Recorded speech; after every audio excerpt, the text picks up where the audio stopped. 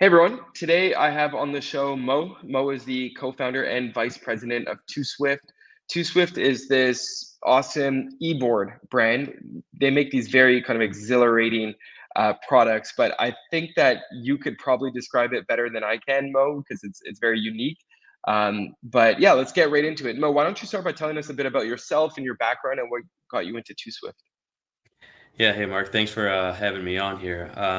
Yeah, so my kind of my background is I work as an engineer by trade, and we work for this like engineering firm in Cleveland, Ohio, and we have like a lot of manufacturing background experience. And myself and Andrew, the other co-founder of TwoSwift, we're both like snowboarders.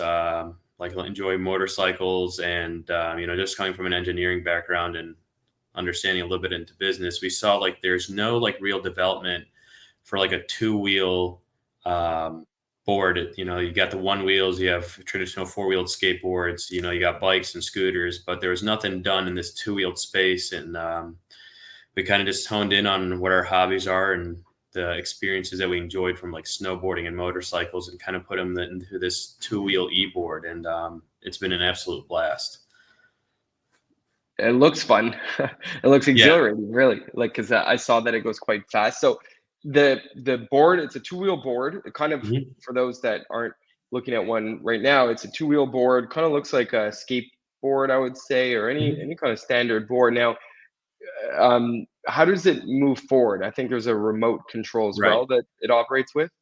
Yeah, so I mean, from a physical standpoint, the board looks like a scooter with the handlebars chopped off. Okay, But then you'll have, a rear hub motor that drives it, and then you have a wireless remote that you hold in your hand that'll control your speeding and brake. And then the turning is similar to all other boards where it's lean, so you kind of like will carve with your feet, going on your heels or toes to get it to go left or right. gotcha. That sounds like a lot of hardware and a bit of tech as well. How is the experience of building that kind of hardware? Yeah, I mean, we've, like I said, with our background just in manufacturing, it was it wasn't too bad because we kind of went from like a ground up approach where, it's not like we took the chassis off like another product and saw how we can like engineer in a different way. We just kind of started with a chassis that, was able to support the wheels, and a battery through a motor controller in. And honestly, the design process of it was like a little bit of Tony Stark. We have this, prototype one that was like a 60-pound behemoth of steel, and that thing worked. And then we just kept refining it, just found weak points, found ways we can lightweight it. And just we went through 6 design changes before we landed on Wow. Gen 1 of our board, which we sold out of. And then we just released Gen 2, which just has some slight re-enhancements from a manufacturing process and some slight feedback from customers. But yeah, no, the manufacturing of it honestly is pretty simple, given we started from the ground up on it. Well, congrats on selling out of Gen 1. That's Yeah, very thank you. impressive and really innovative as well. So they're manufactured in the United States? Yeah. We manufacture a good component of it in our in house, and then we work with some local vendors throughout the Cleveland area. But yeah, and then it's all hand assembled. Andrew and I will spend some time throughout the week and just be putting boards together. Nice. Well, that actually leads me into my next question. It's actually one of my favorite questions. What does a typical day look like for you as the vice president of TwoSwift? Yeah, so I mean, the day to day can really change. Given like Andrew and I both kind of really run the company, it's every day you're putting on a different hat. Whether Mm, it's some days you're building boards, some days you're working on the website, other days you're going to trade shows. We travel to I think it's 12 or 13 cities this year, all throughout the U.S. nice. So we're traveling, we're figuring out business, we're figuring out the website, we're doing the engineering, we're doing the manufacturing, we're doing a lot of it. So the day to day honestly changes. I think as TwoSwift is growing, we'll probably look to grow our team alongside of it. Um, but yeah, for me personally, I mean, I do more of the marketing side of things now. The assembly, obviously the traveling is just the two of us, so that's it's a 2-man show there. Um, And then like I'll do a lot of the product testing, so I'll take the boards out. I'll kind of find where the weak points are, things that need to be changed or enhanced, and then we'll sit down and review them together. And Andrew will make the change. We'll try it out again, prototype it, and keep going. Yeah, I mean, it sounds like no 2 days are the same, which is really No, the best, right? Because that's yeah. what more can you ask for? That's when things just are fun and time flies. Yeah, and it's such a wide range of what it can be. It's not like, Yeah, you're going from installing motors one day and the next day it's batteries. It's, you can be building a board together one day and the next day you're spending 8 hours, going through a website, making changes, updating yeah. stuff, which is Keeps you sharp completely and not my well-rounded. background. Yeah, without a doubt. Because I mean, that none of this stuff was any of our background. We're both engineers, so like, marketing, the website, SEO, like, trade shows, all that type of stuff was a completely new venue for us to essentially go to YouTube and watch some videos to understand the And learn. basics.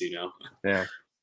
Yeah. Well, I mean, that's it. You're kind of sharpening skills Yeah. and always learning new things every day, which again is what's fun about it. It's so I don't like using the word expensive because expensive is relative, and you know Mhm. and there's different ways of describing the product. But let's just say it's a considered purchase. This board, right? Mhm. At the Right. price point, it's not something that someone's maybe coming to on the first visit to your site and just kind of Yeah. on a whim adding the cart and checking out. So with that being said, what are some of your tips or best practices for selling, an expensive quote unquote item online from a website? Yeah, I think that's something that we're honestly kind of, we've been selling the Two Swift now for a year and a couple months, and I think the challenging component for us is not just the price point, but also it's a whole new type of vehicle. There's nothing else really in the market that you can say, well, if I can ride this, I can 100% ride that. Um, There's Predominantly no people. direct comparison to it. Right. There's a lot of comparisons, but not a direct comparison. So typically, Hmm. a lot of people with board sports, so like snowboarders, surfers, skateboarders, typically anyone who rides any type of electric device, a hoverboard, a scooter, bikes, they typically get on and can ride it fairly quickly. The learning curve isn't that difficult. But most people, they see our website, they see a YouTube video, our Instagram, our ads, or anything like that, they're intrigued by it. But the tough thing that we've kind of been learning is that people want to know that they can ride it. So for us, from a marketing and a business standpoint, getting the product in their hand and letting them try it is been the number one conversion factor for us. So that's why we go to so many trade shows, and we have an ambassador program that we've been rolling out each month and trying to bring new ambassadors out, throughout the U.S. That way, we can't go to every single customer that's, interested, unfortunately. So, that's kind of been something that we've been striving towards, like trying to build ways and programs that can get the Two Swift in people's hands so they can try it out more. But the feedback seems to be pretty good once they try that. I think for the electric vehicle space, these skateboards and one wheels and skateboards, that $1,500 to $1,700 price point, it's definitely more of a premium side of a purchase. However, like, dependent on the utility and the use of it, people can justify for different reasons. So we have people who use our board to commute to work, at 24-mile-an-hour top speed and 18 to 30 miles of range. Whether they use it just for a fun way to get to work, or there's somebody who's an enthusiast from another sports industry, like a snowboarder or surfer, who once there's an off season, they can do something similar to it. Um, so it kind of has a wide range, and the price point is we kind of have it set to be alongside where most people are purchasing that type of a product, um, given the specs it has.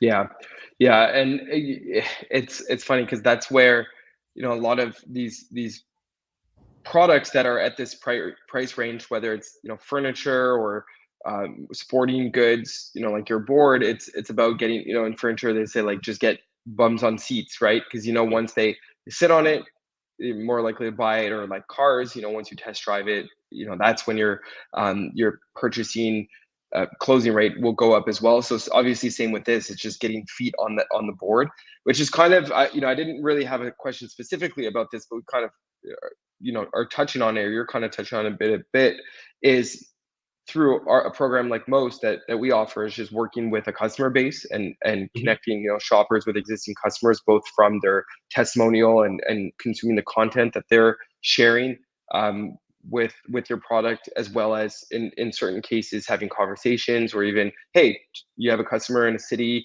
that owns the product, you have a shopper in that same city that's also interested in buying that product.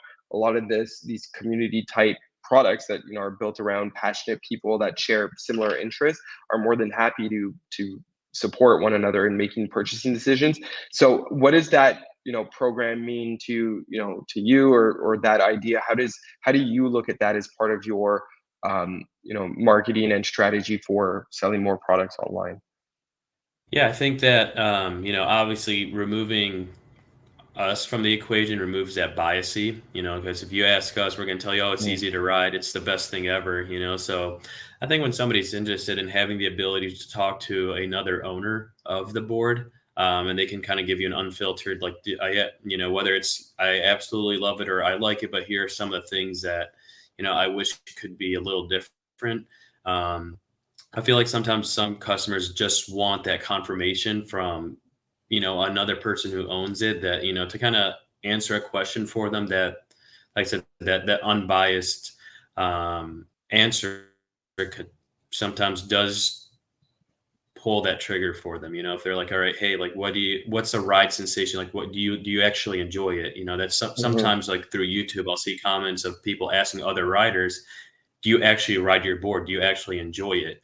Um, and the response is, like I said, I mean, we see it all the time. People get on the board, they get off with the biggest smile on their face. I mean, it's such a fun riding experience, Yeah. and that's something we say. But to hear it from a customer who owns one, just kind of sells it. It kind of does give it that final push sometimes, that somebody just wants to know, hey, this is legit, or these are the concerns that somebody who has one has, and it, allows them to justify a purchase.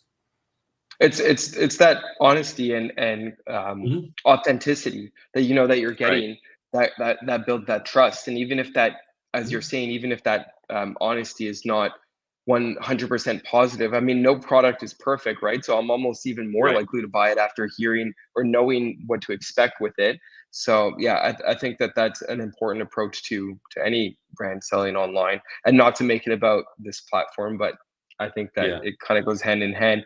And then speaking of about kind of the brand itself, so Two Swift, like when you sat down, you and your partner Andrew, and you drew up plans to launch this business and create this product, and you said, okay, Two Swift is the brand. What did you think is going to be behind that brand, or and how often do you really think about that? The Two Swift name and what that signals to customers.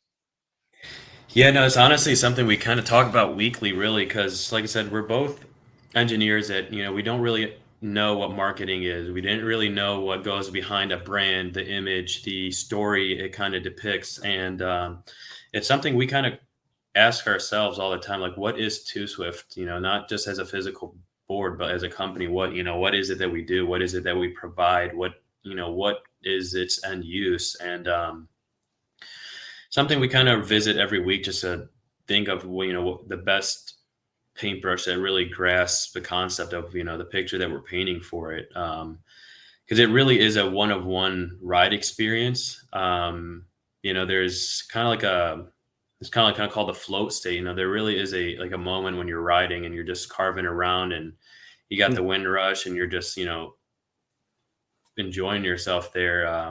Like a runner's It, high.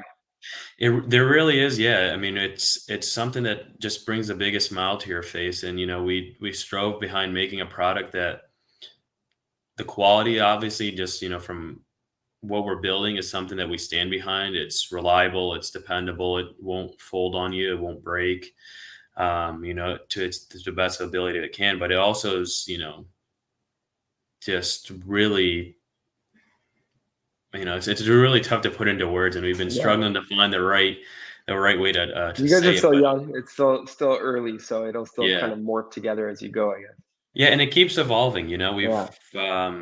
like I said, it's one of the few products that offers high speed stability and low speed maneuverability. So, like, Mm. at the low end, it rides similar to a motorcycle or bicycle where, like, you're kinda in charge of the balance of it, but once you go over, like, 5, 6 miles an hour, the design of that front end will force the wheel just by physics to self-balance, and it kinda Hmm. just as you're adding speed, it gets more stable, and then as you're carving on it, you know, we know not everyone's a snowboarder, but the best way we can describe it is like you're constantly riding the edge of a board, you know, because there's Hmm. no flat spot. You know, the profile of the tires is it's curved. You know, there's no like flat bottom, so Right. you're always on this, you know, curved profile. So you're just constantly banking on this. So it gives it such Interesting.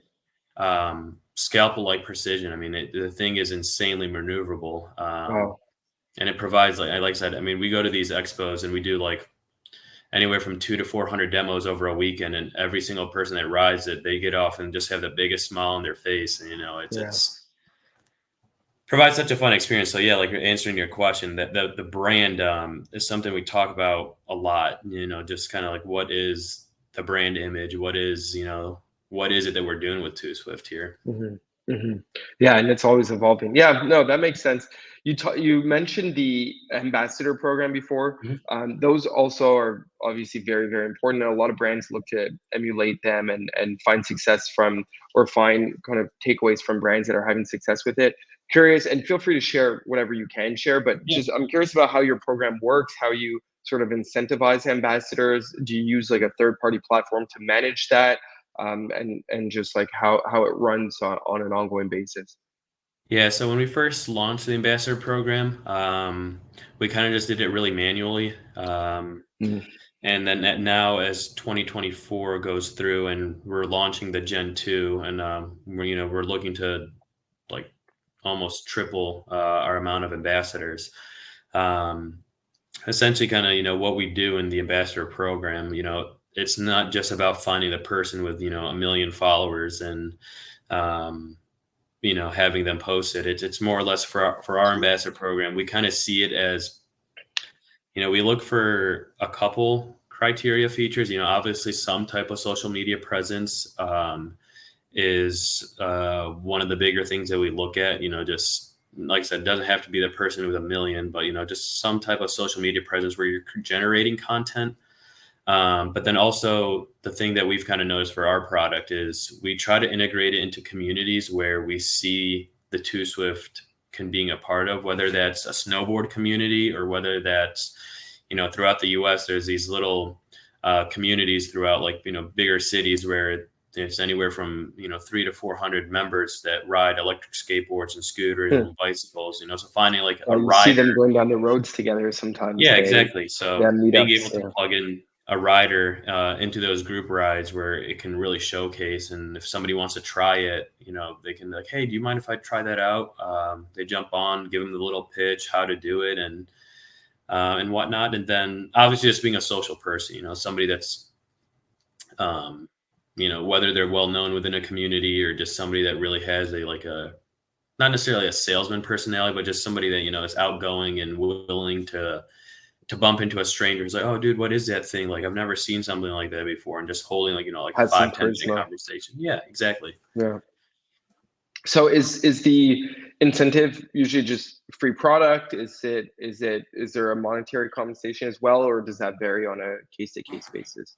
Um, it's the ambassador program is really in its infancy right now. Like I said, we kind of started with this blank, like, here's the board, like, let's see what we can do with it. Like I said, we Yeah. didn't know what we were doing, but I think as we kind of are evolving as a company, and then what we see, the ambassadors kind of like this whole influencer marketing thing, like we kind of once you go through a year of it, you kind of understand what the typical What to look um, for? yeah, exactly. And so like we range from incentives of you know the rights to keep your board or a commission payout or different things like that. And then obviously it offers the customer a direct monetary saving, and then for the ambassador, whether like I said, it's getting to keep the board or getting a commission pay.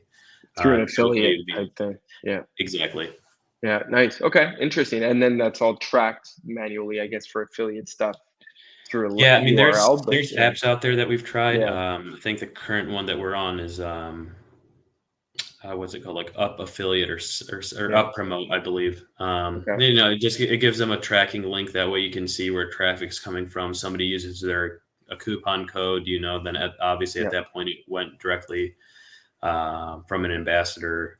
Um, but Cool. you know. You have you guys are doing quite well on social media. Actually, you have a ton of followers, especially on Instagram. I think I saw over 90,000 followers on Instagram, which is really Mhm. impressive. What's your approach to social in general? Yeah, so that's like I said, it's we're reaching the point where we probably got to consider within the next year or so, like growing our team out. Mm, Instagram's our main focus. We were doing TikTok for a little bit. It grew within a month. We had like a guy locally that was doing some of our TikToks, and then it was just the cost of running content creators and a social media manager, just where we're at. As a it startup, adds up the quickly. cost Yeah. adds up really quickly, and so we hyper fixated on Instagram, and then by comparison, just Facebook. You just hit one button and post it to both. But we kind of the way we diverge our social media is we focus more on Instagram and Facebook for the ads and stuff like that. YouTube, we allow YouTubers to do product reviews, or they do riding videos and stuff like that. We kind of use our YouTube channel as of right now just to release like the how-tos and the informative videos. And then Hmm. TikTok is whenever I got a spare second and I got my phone on me, I'll throw a little TikTok together on fun, more lighthearted side of the business. But Instagram is where we do most of our social media platform, and it's also where most of our ambassadors are active. It's on Right. Instagram. So a lot of your engagement follower count comes from working with these ambassadors who then kind of talk about the product and then come back to your channel. That's where it's been trending now. I think Yeah. so if we worked on the R&D side for 3 years, and just like I said, we were horrible at social media. We didn't post a thing or have an account until like year 2.5, and we're like, oh, we should probably start posting about this Yeah. thing so people can see what it is. The first year we relied more heavily on our just basic taking a photo or some basic graphic on Adobe. Um, and then I think right now we're probably more of a 70-30 split, where 70% of our content is relying on ambassadors and, reviews that we'll clip, and then the 30% on stuff that, we edit together to post on there. And I mean, I got maybe a year's worth of content sitting on my Yeah. phone that I said, I'm still learning the editing. So Yeah. there's a long way to go there. For sure. Yeah. It's a lot of work too. Um, is there, so you talked about YouTube, you talked about, you're running ads on Meta and then, you have your ambassadors that you work with. Is there a particular campaign that you could point to and say, oh yeah, that worked, that drove some good results to us? Is there something that stands out, or so far it's just testing different channels and the results come from a variety of different things? Yeah, we didn't really get like I said, the marketing side of things. We ran predominantly meta ads and meta ads only. I think the initial audience been just setting it out to people who we thought would be our most profiled customer, and then just having it do a lookalike where it's just trying to mimic that customer to other people, Hmm. and growing the ad set that way. I think for our product, the price point that it's at, I think YouTube would probably be the most beneficial aspect to it, because I know personally myself, if I'm buying anything that's more than $500, I'll probably go on YouTube to watch a video on it, Hmm. just to see what other people are saying, see what the company has like put out there. So I think from an ad set perspective, if somebody's like interested in electric skateboards, and they'll say they're interested in it too, so if they'll probably go to YouTube before they go to any of the other platforms. They might see us on Instagram, but then if they're legitimately interested, similar to like what Moast offers, they want to see what other people are saying about it. Yeah. So I feel like we'll probably get into doing some type of YouTube Google ads, just because I think the premium price point products, people want to see reviews. They want to hear from other people what they have to say about it. Whether it's the quality, it's the performance, it's who the company is. Are they a good company, or are they, just a Yeah. corporate shell that's trying to make a quick buck? I Or is it think, some drop shipping company or thing yeah, like, some OEM version of a product? Yeah, yeah. So I think, like I said, for especially the expensive stuff, the things that kind of dance more on that premium side of a, price line, people want to go to YouTube, and I think that's something that we'll for sure. probably, like I said, we'll probably focus on, in the coming months. Yeah, makes sense. Just a few more for you here, Mo. Yeah. What are your thoughts on retail overall? Have you ever discussed that with Andrew, and does that uh, fit somewhere into your vision down the line, or is it something that you'd always like to stay direct to consumer through your website? No, we've been pursuing the retail aspect. I think we're not looking at retail as, the big chain stores, but retail more in the essence of, smaller PEV stores. Predominantly for the reason that people who are looking for these electric vehicles are going to those stores if they're not ordering them Mhm. online. And most of these stores will have like a demo unit that they will Right. have there. So if somebody is interested in it, not only can they buy it directly in person, but it also gives them the opportunity to go to a store and try it out. Um, the I think the hesitancy most that we most see on, the retail side is it's such a new, product. Not only is the company new, but like I said, there's nothing in the market that really is comparable to. It's not like, we're another electric scooter company, but we can just say that we're a U.S. built and, phenomenal quality. It's like, hey, this is a whole new type of vehicle, so they don't know from a retail point. As you're getting into the investment of purchasing units and bring it into your, store, so you don't know what the demand is going to be just because there's nothing like it. But I think that's what makes it. That's what's made it so successful, is that it's Yeah. so unique and so different that people want to see what's new. They kind of want to stand out. They want to be part of you know a new wave that, it's really taken us by surprise from when we initially launched, thinking how big it could be and who we thought our customers would be, to how much attention and how much growth we've seen. Just kind of tells us it's kind of been something I feel like that's been missing in the market. Yeah, I mean, you're building a category within a category, right? Which is Mhm. never easy, but once you get the wheels spinning and there's that initial traction, it could snowball from there. Um, what advice would you have for other entrepreneurs looking to start a consumer brand like this?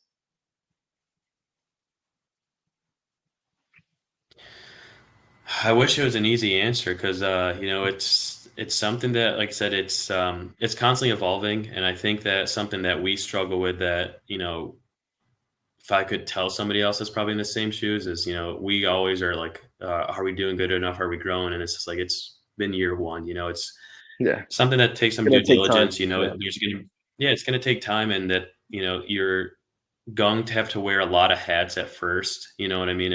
Until the company grows and you can grow a team and you can learn to delegate some of these, responsibilities that you're working on, so that you're not in charge of 20 different things all at once, and you can lose yeah. track of something. And, it's just something that takes time, and if it's something you're passionate about, and the product's there, you just got to keep pushing through it.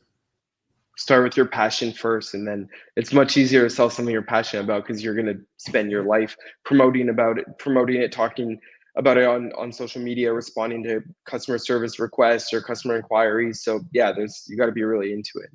Yeah, I mean, I can tell you, I absolutely love what I do with the Two Swift. I mean, I've gotten to, I'm not like the biggest snowboarder, but I've gotten into snowboarding like maybe the year before we came up with the Two Swift, and just being able to ride in, I actually enjoy the product, and Yeah.